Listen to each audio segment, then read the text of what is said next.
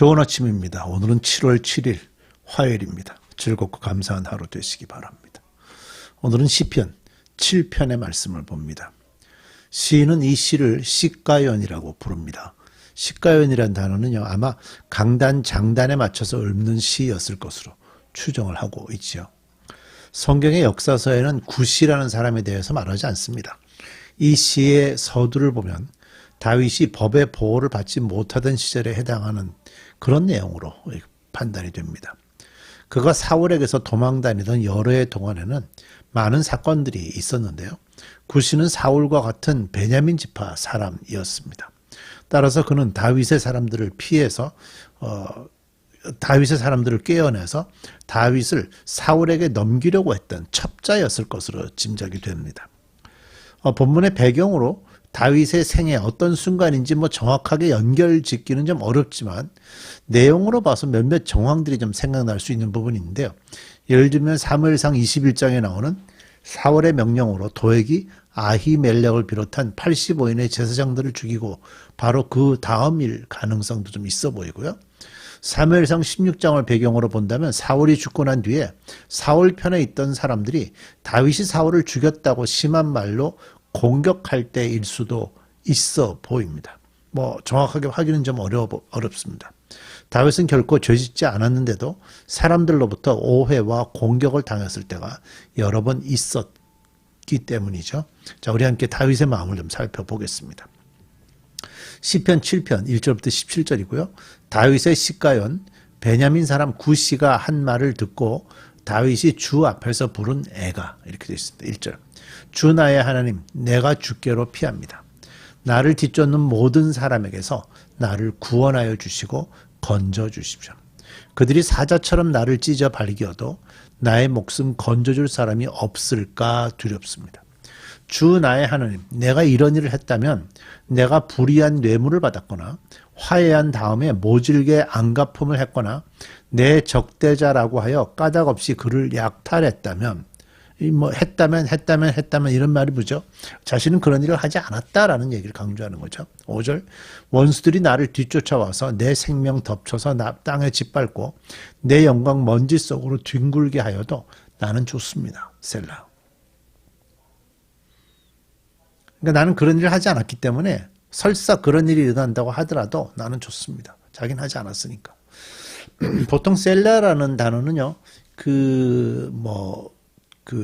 한국말로 판소리 같은 거 할 때 중간에서 그 장고 치는 사람들이 하는 소리들이시죠. 얼쑤하는 그런 식의 소리라고 생각하시면 돼요. 그래서 셀라, 하나님 앞에서 할렐루야, 찬양합니다, 아멘 이런 식의 의미를 가지고, 의미는 조금 다른데 그런 의미를 가지고 셀라 하는 것이 중간에 들어가는 그런 표현입니다.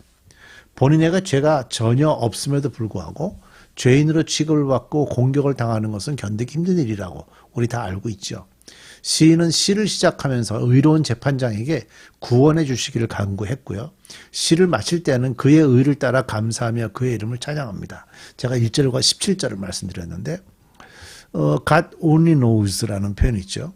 하나님만이 아신다라는 말이 있는데 세상의 모든 사람이 오해하고 미워해도 오직 하나님은 다 아시기 때문에 하나님께서 심판하실 것이라는 의미를 가진 그런 말이 됩니다.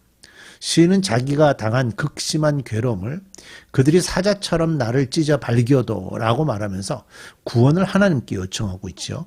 그리고 하나님께 자기의 무죄함을 맹세로 아뢰입니다. 뒤에 보면 화해한 다음에 모질게 안갚음을 했거나 내 적대자라고 하여 까닭 없이 그를 약탈했다면, 자신이 그런 일을 했다면, 그런 일을 하지 않았다는 얘기죠. 원수들이 나를 뒤쫓아와서 내 생명 덮쳐서 땅에 짓밟고 내 영광 먼지 속에 뒹굴게 하여도 나는 좋습니다. 6절. 주님, 일어나셔서 진노하시고 내 대적의 오만을 꺾어 주십시오. 하나님, 깨어나셔서 판결해 주십시오. 자, 하나님이 어떤 분이라는 걸 표현하고 있죠. 민족들을 주님 앞으로 모으시고 그 높은 법정으로 돌아오십시오. 주께서는 민족들을 재판하시는 분이시니 내 의와 내 성실함을 따라 나를 판단해 주십시오. 악한 자의 악행을 뿌리 뽑아 주시고 의인에게는 마땅한 보상을 해 주십시오. 주님은 의로우신 하나님, 사람의 마음 속과 뱃속까지 낱낱이 살피시는 분입니다. 하나님은요, 우리 속의 모든 부분을 아시는 분이십니다.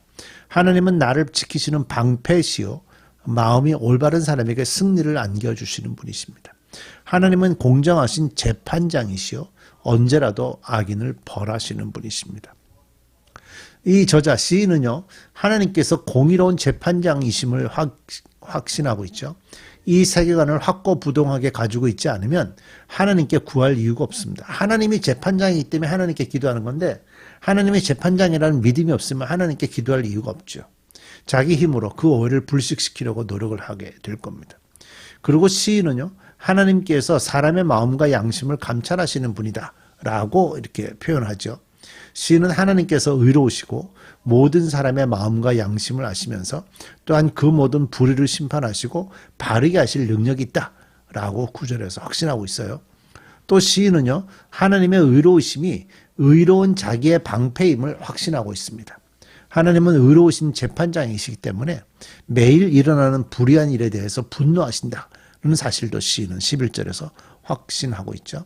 또 시인은 아무리 제 아무리 날고 기는 꾀와 지혜를 가지고 있다 할지라도 하나님 앞에서는 아무것도 아니다라는 걸 확신하고 있어요. 불의와 악에 대해서 하나님께서는 반드시 공의롭게 심판하심을 믿지 않으면 성도는요, 실족하게 되어 있어요. 하나님이 공의롭게 심판하신다고 믿어야 내가 죄짓지 않으려는 노력들을 하는 거예요. 성도는 하나님의 공의로우심을 끝까지 붙들어야 합니다.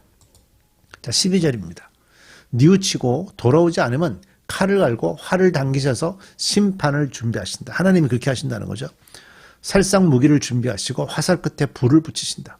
악인은 악을 잉태하여 재난과 거짓을 낳는구나. 악인이 어떤 모습인지, 죄 짓는 사람들에 대해서 하나님이 어떻게 하시는지를 보여주죠. 구덩이를 파고 또 파지만 제가 만든 구덩이에 제가 빠진다. 예, 악인들이 그렇다는 거예요. 남을 해친 재난이 저에게로 돌아가고 남에게 휘두른 폭력도 제 정수리로 돌아간다. 그러니까 남에게 폭력을 휘둘러서 자기가 힘있다고 생각했지만 결과는 결국 나한테 돌아온다, 그 얘기죠. 하나님의 그 심판의 칼과 악인의 회개치 않는 악함이 악인 스스로의 멸망을 초래하는 겁니다. 12절과 13절에서 칼을 갈고 활을 당기셔서 심판을 준비하신다. 살상 무기를 준비하시고 화살 끝에 불을 붙이신다 라고 함으로써 회개치 않는 악인에 대한 하나님의 공의로운 심판이 예비되어 있다라는 사실을 지금 선포하고 있죠.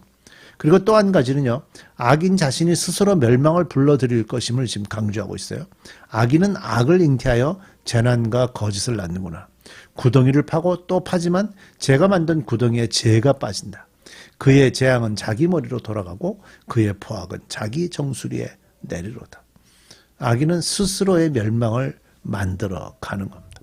하나님께서 심판하시기도 하지만 회개치 않는 악인의 그 모든 악에 대한 심판이 자기 머리, 정수리로 돌아가게 되는 것을 강조하고 있는 모습이죠. 자, 마지막 17절입니다. 나는 주께서 행하시는 의를 감사하고 가장 높으신 주의 이름을 노래하련다. 다윗은 비록 다른 곳에서는요, 스스로 죄인임을 고백합니다. 그렇지만 여기서는 하나님 앞에서 자신의 옳음을 주장하죠. 3절에서 주 나의 하나님, 내가 이런 일을 했다면 내가 불의한 뇌물을 받았거나 뭐라든가, 또 8절에서 주께서는 민족들을 재판하시는 분이시니 내 의와 내 성실함을 따라 나를 판단해 달라고 하는 표현들을 볼 때 다윗은 하나님 앞에서 자신이 옳다는 것을 지금 주장하고 있어요.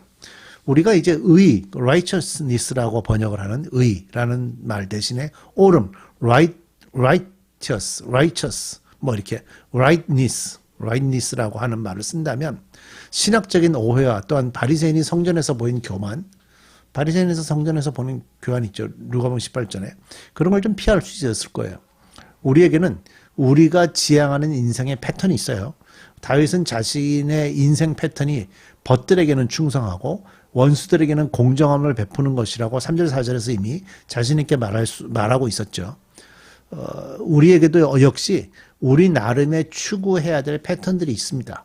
그것은 옳은 길인 까닭에 하나님 앞에 하나님께 그 길을 걷는 우리에게 복을 베풀어 주시기를 기도할 자격이 있어요.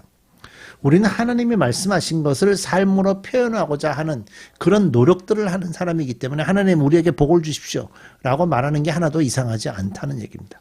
이와 반대로 인생의 패턴이 하나님의 표준들을 더럽히고 있는 사람들이라면 하나님께 구원해 주십시오. 하나님 저를 도와주십시오. 저에게 복을 베풀어 주십시오라고 해야 될 아무런 근거가 없습니다.